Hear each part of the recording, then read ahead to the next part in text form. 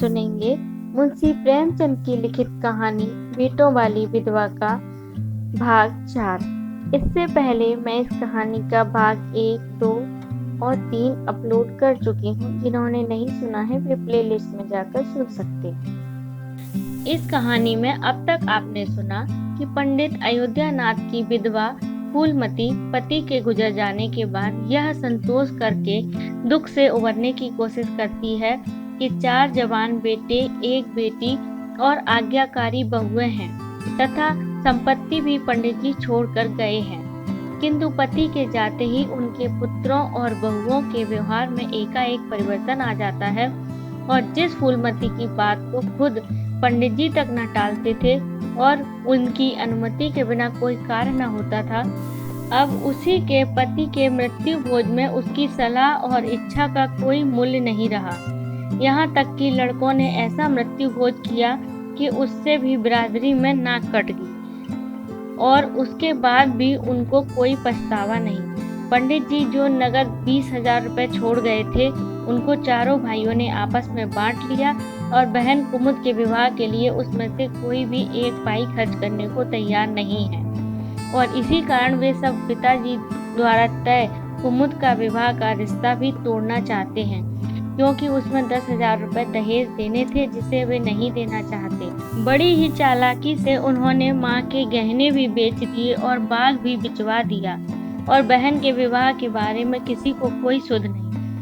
अगर विवाह की बात होती भी थी तो वे लोग कोई गरीब घर में कम पैसे में करने की बात करते थे, पर फूलमती कुमुद का रिश्ता जो उसके पिता तय करके गए थे वहीं कराना चाहती थी और बेटे ऐसा नहीं करना चाहते थे। इसी पर एक दिन घर में कलह हो गई और फूलमती ने कहा, तुम लोगों को तो 16,000 का एक बाग मिला, 25,000 का एक मकान मिला और 20,000 नगद मिले, क्या 5,000 भी कुमुद के हिस्से में नहीं आते?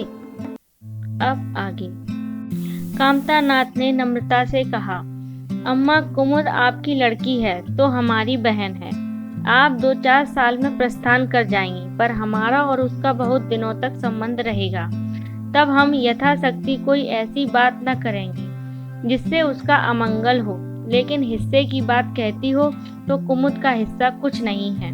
दादा जीवित थे तब और बात थी, वह उसके विवाह में जितना चाहते खर्च करते, कोई उनका हाथ न पकड़ सकता था। लेकिन अब तो हमें एक एक पैसे की किफायत करनी पड़ेगी। जो काम 1,000 में हो जाए उसके लिए 5,000 खर्च करना कहाँ की बुद्धिमानी है। उमानाथ ने सुधारा, 5,000 क्यों, 10,000 कहिए। कामता ने भवन सिकोड़कर कहा, नहीं, मैं 5,000 ही कहूँगा। एक विवाह में 5,000 खर्च करने की हमारी हैसियत नहीं है। फूलमती ने जिद पकड़कर कहा, विवाह तो मुरारी लाल के पुत्र से ही होगा। 5,000 खर्च हो चाहे 10,000, मेरे पति की कमाई है, मैंने मर मर कर जोड़ा है, अपनी इच्छा से खर्च करूंगी। तुम्ही ने मेरी कोख से जन्म नहीं लिया है, कुमुद भी उसी कोख से आई है। मेरी आंखों में तुम सब बराबर हो, मैं किसी से कुछ मांगती नहीं। तुम बैठे तमाशा देखो, मैं सब कुछ कर लूंगी। 20,000 में 5,000 कुमुद का है। कामतानाथ को अब कड़वे सत्य की शरण लेने के सिवा और मार्ग न रहा। बोला, अम्मा तुम बरबस बात बढ़ाती हो। जिन रुपयों को तुम अपना समझती हो वह तुम्हारे नहीं हैं। तुम हमारी अनुमति के बिना उनमें से कुछ नहीं खर्च कर सकती। फूलमती को जैसे सर्प ने डस लिया। क्या कहा? फिर तो कहना। मैं अपने ही संचय रुपए अपनी इच्छा से खर्च नहीं कर सकती। वह तुम्हारे नहीं रहे, हमारे हो गए, बेटों ने कहा। तुम्हारे होंगे, लेकिन मेरे मरने पीछे, फूलमती ने कहा। बेटों ने कहा, नहीं, दादा के मरते ही हमारे हो गए। उमानाथ ने बेहयाई करते हुए कहा, अम्मा कानून कायदा तो जानती नहीं, नाहक उछालती हो। फूलमती क्रोध विहल होकर बोली, भाड़ में जाए तुम्हारा कानून, मैं ऐसे कानून को नहीं जानती। तुम्हारे दादा ऐसे कोई धन्ना सेठ नहीं थे, मैंने ही पेट काट काट के यह गृहस्थी जोड़ी है, नहीं आज बैठने की छां न मिलती। मेरे जीते जी तुम मेरे रुपए नहीं छू सकते। मैंने 3 भाइयों के विवाह में 10-10 हजार खर्च किए हैं, वही मैं कुमुद के विवाह में भी खर्च करूंगी। कामतानाथ भी गर्म पड़ा। आपको कुछ भी खर्च करने का अधिकार नहीं है। उमानाथ ने बड़े भाई को डांटा। आप खामखा अम्मा के मुंह लगते हो भाई साहब। मुरारी लाल को पत्र लिख दीजिए कि तुम्हारे यहाँ कुमुद का विवाह न होगा। बस छुट्टी हुई। कायदा कानून तो जानती नहीं, व्यर्थ की बहस करती हैं। फूलमती ने संयमित स्वर में कहा, अच्छा क्या कानून है, जरा मैं भी सुनूं। उमा ने निरीह भाव से कहा, कानून यही है कि बाप के मरने के बाद जायदाद बेटों की हो जाती है। माँ का हक केवल रोटी कपड़े का है। फूलमती ने तड़प कर पूछा, किसने यह कानून बनाया? उमा शांत स्थिर स्वर में बोला, हमारे ऋषियों ने, महाराज मनु ने, और किसने? फूलमती एक क्षण अवाक रहकर आहत कंठ से बोली, तो इस घर में मैं तुम्हारे टुकड़ों पर पली हूँ? उमानाथ ने न्यायाधीश की निर्ममता से कहा, तुम जैसा समझो। फूलमती की संपूर्ण आत्मा मानो इस वज्रपात से चीत्कार करने लगी। उसके मुख से जलती हुई चिंगारियों की भांति यह शब्द निकल पड़े, मैंने घर बनवाया, मैंने संपत्ति जोड़ी, मैंने तुम्हें जन्म दिया, पाला, और आज मैं इस घर में गैर हूँ। मनु का यही कानून है और तुम उसी कानून पर चलना चाहते हो। अच्छी बात है, अपना घर द्वार लो, मुझे तुम्हारी आश्रिता बनकर रहना स्वीकार नहीं। इससे अच्छा है कि मर जाऊं। वाह रे अंधेर, मैंने पेड़ लगाया और मैं ही छांव में न खड़ी रहूं। अगर यही कानून है तो इसमें आग लग जाए। चारों युवकों पर माता के इस क्रोध और आतंक का कोई असर न हुआ। कानून का फौलादी कवच उनकी रक्षा कर रहा था। इन कांटों का उन पर क्या असर हो सकता था? जरा देर में फूलमती उठकर चली गई। आज जीवन में पहली बार उसका वात्सल्य मग्न मातृत्व अभिशाप बनकर उसे धिक्कारने लगा। जिस मातृत्व को उसने जीवन की विभूति समझा था, जिसके चरणों पर वह सदैव अपनी समस्त अभिलाषाओं और कामनाओं को अर्पित करके अपने को धन्य मानती थी, वही मातृत्व आज उसे अग्निकुंड सा जान पड़ा, जिसमें उसका जीवन जलकर भस्म हो गया। मैं जाकर लेटी तो उसे मालूम हुआ उसकी कमर टूट गई है।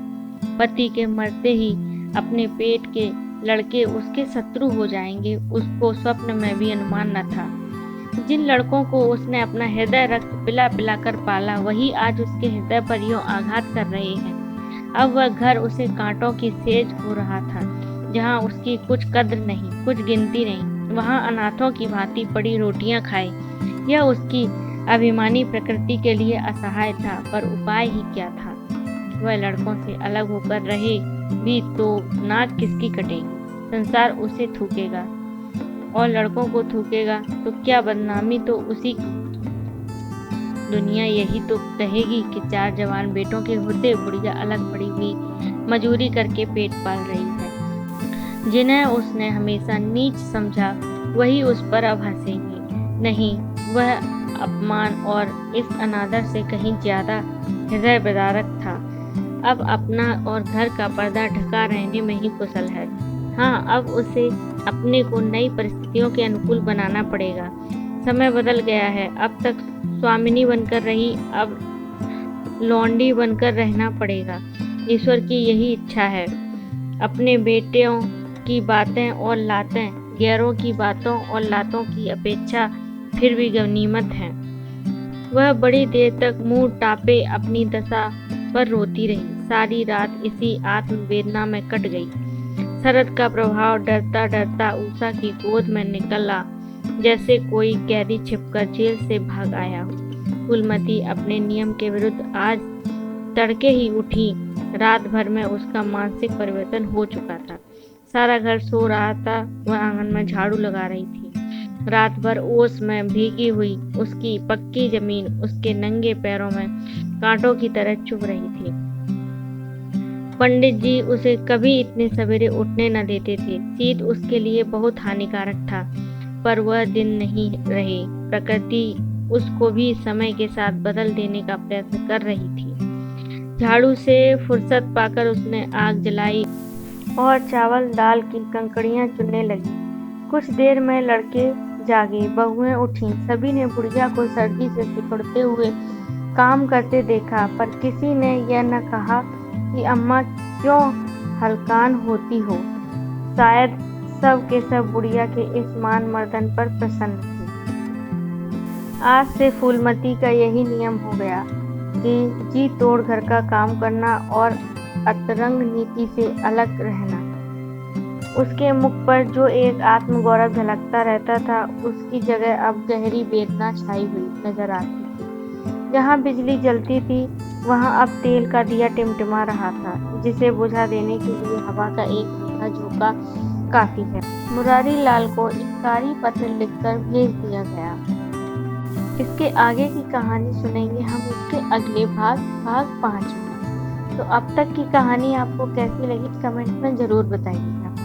अगर वीडियो पसंद आई है तो प्लीज़ वीडियो को लाइक करें, अन्य लोगों के साथ शेयर करें और हाँ, जो लोग मेरे चैनल पर नए हैं वे चैनल को भी सब्सक्राइब करें।